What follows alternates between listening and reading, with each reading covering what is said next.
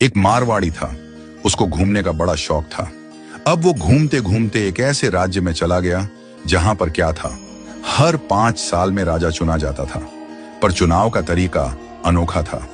एक हाथी आता, सूंड में माला लेकर, और सबके बीच घूमता था। जिसके गले में वो माला डाल देता वही राजा बनता था। अब क्या हुआ, हाथी आया माला लेकर, थोड़ी देर इधर उधर देखा और जाकर माला इस मारवाड़ी के गले में डाल दी।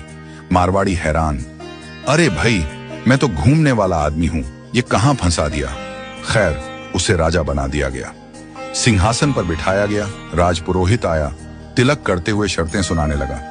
भैया, आपको 5 साल के लिए राजा बनाया जा रहा है, लेकिन 5 साल पूरे होते ही आपको यहां से सैकड़ों किलोमीटर दूर एक उफनती नदी के किनारे छोड़ दिया जाएगा। उस नदी में घड़ियाल हैं, मगरमच्छ हैं, जिनकी वजह से आप नदी पार नहीं कर सकते। अगर किसी तरह पार कर भी गए तो उसके बाद आएगा एक गहरा जंगल जिसमें हिंसक जानवर और खतरनाक राहें हैं।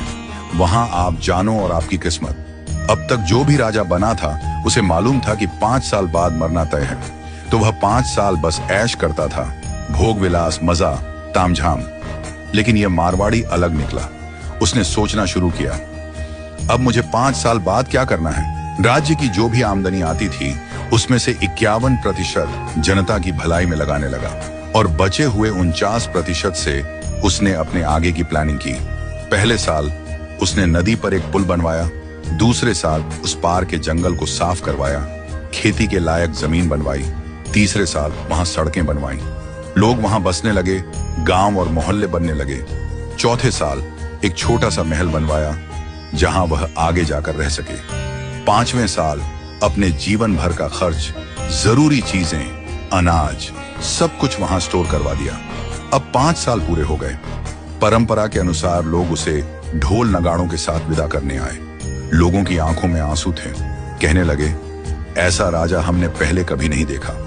वो राजा था मारवाड़ी, शांत मुस्कान के साथ सबको प्रणाम किया और उस पुल पर चढ़ गया जो उसने खुद बनवाया था। लोग अवाक रह गए। हजारों राजा आए गए, मारे गए, लेकिन ये पहला राजा था जो भवसागर को पार कर गया। कथा का संदेश, हम सभी इस धरती पर सीमित समय के लिए आए हैं। ये जीवन 5 सालों की तरह है। जो इस समय को मौज में घंवा देता है वो अंत में उस भवसागर में गिरता है जहां मगरमच्छ, घड़ियाल, दुख और पीड़ा है।